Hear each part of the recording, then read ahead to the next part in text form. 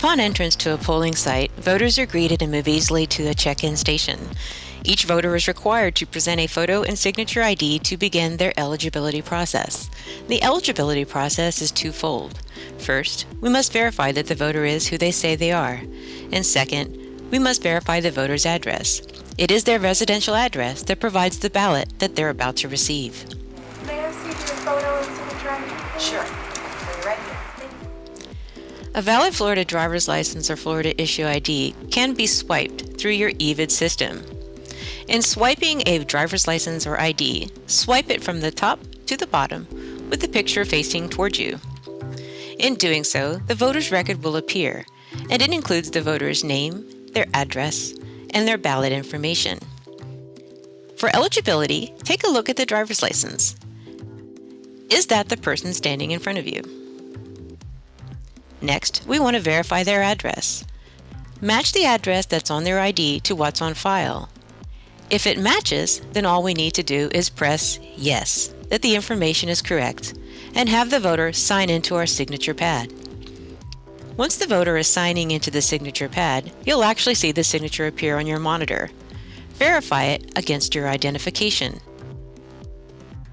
Once the voter has completed signing, touch Accept Signature and the voter pass will print. The voter pass has important information. The voter's ballot style, name, address, and signature appear. Be sure to highlight the ballot style, provide this to the voter along with their ID, and direct them to the ballot table.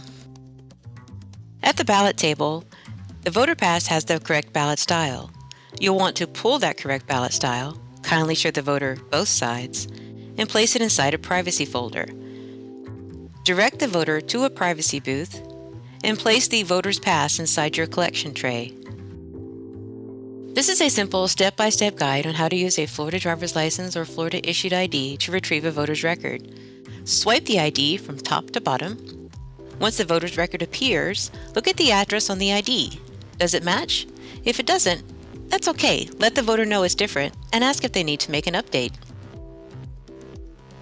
If no update is necessary, simply touch yes. Have the voter sign in and accept the signature. Highlight the ballot style and present this to the voter. This is a list of acceptable IDs that voters can use. If you'll notice on the bottom, there are 3 new identifications that voters can use this fall. If the voter's driver's license or other ID cannot be swiped through your machine, you can easily do a manual search for the voter. In the main screen, touch Search for Voter, and in the search field, enter in birth date, last name, or first name, and touch Search. If it's a very broad search, you may have a grid. Look at your ID and choose the correct voter. Verify the voter's information. If the ID matches what we have on file, then of course touch Yes and have the voter sign into your signature pad. Once the voter has signed in, accept the signature and issue the voter pass.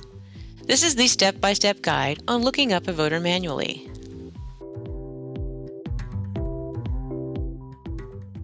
And here are some helpful tips.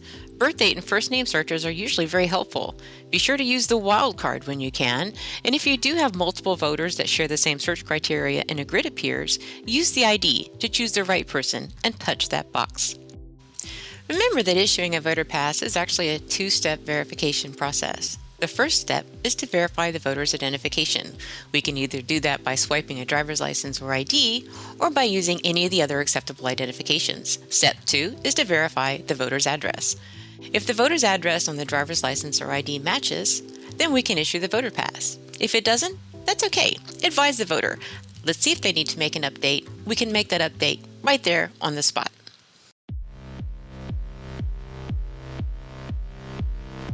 Thank you for your service to the voters of our great county.